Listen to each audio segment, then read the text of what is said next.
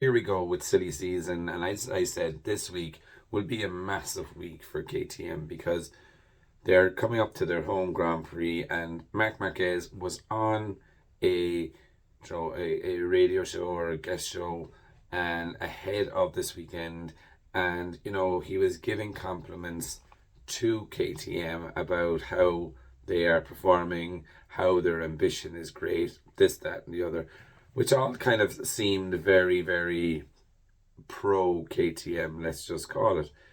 And then Pit Buyer also comes out and says, it's a compliment for me to be associated, or for KTM to be associated to Marc, and for to hear him say words like this. But he then said, we already have 5 riders and 4 bikes. And, Marc will not be with us next year because he has a contract.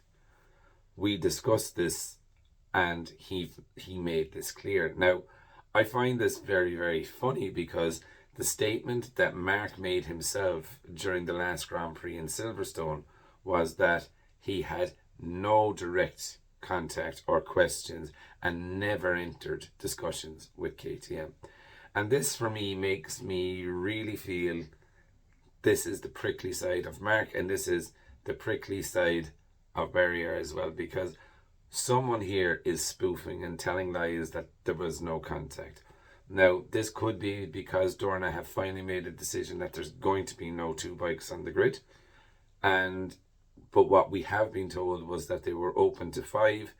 KTM were pushing for the 6th. Now, realistically, it makes sense if they're going to run 5 that they would run 6, because they're putting the team together. Do you know what I mean? It's only an extra few personnel and equipment that they would need. The rest of it is all still there, the pit box, the expense.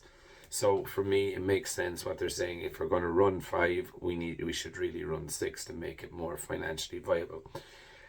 So I do find it funny that how Marquez talked about the ambition of KTM, and that they were at the back of the grid and now they're towards the front, and very soon they'll be the leading, the light and the way of it. But I really, really think it's very interesting how Marc is all of a sudden praising KTM, but saying that there's no contract there from Barrier. Does that mean that they're still actually in negotiations and something could actually happen?